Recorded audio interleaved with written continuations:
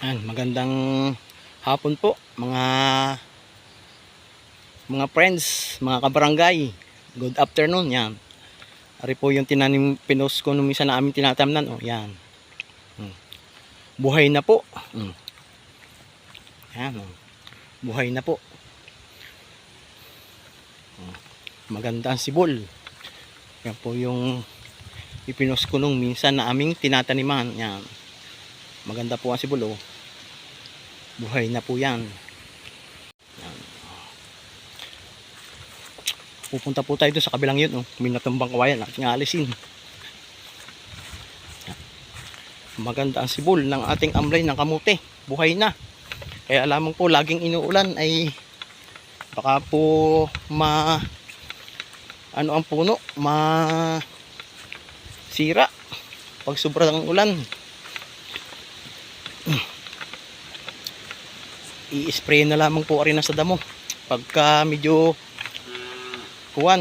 gumulang-gulang ang sibol. Pag medyo tumaas-taas ang sibol, i-spray na po yan sa damo at saka sa insekto, kasi po maraming butas po yan po, maraming butas ang dahon, may maninira po yan. Kailangang sprayin ng pansa-insekto para hindi masira. Maganda ang sibulo. Dadaanan po natin paikot. Pupuntahan po natin yung natumbang kawayan, ating alisin, at masisira ang tanim dun pag hindi inalis.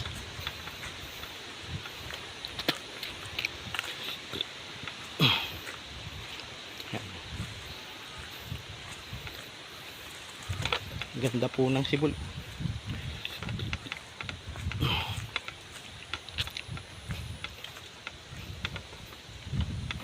Po.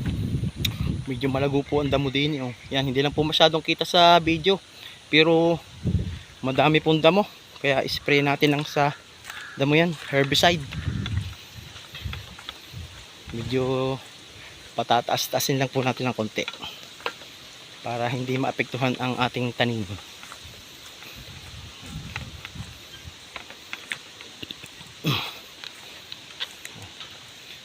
Napakaganda po ng tanim.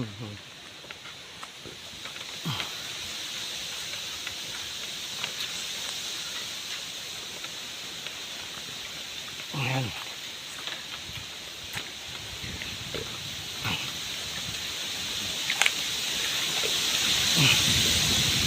Ayan po, nasira o napaspas po yan ang kawayan. Walang sibol. Tuwa po itong kawayan. Yan, ito po yung alisin natin kawayan. Natumba, kuha ng malakas ang hangin. Yan. Tatanggalin po muna natin. Yan, tanggal na po. Yung kawayan, ayun na, nalagyan na natin sa tabi.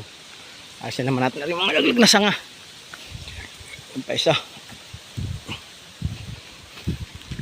Lakas po ng hangin at saka ulan dito.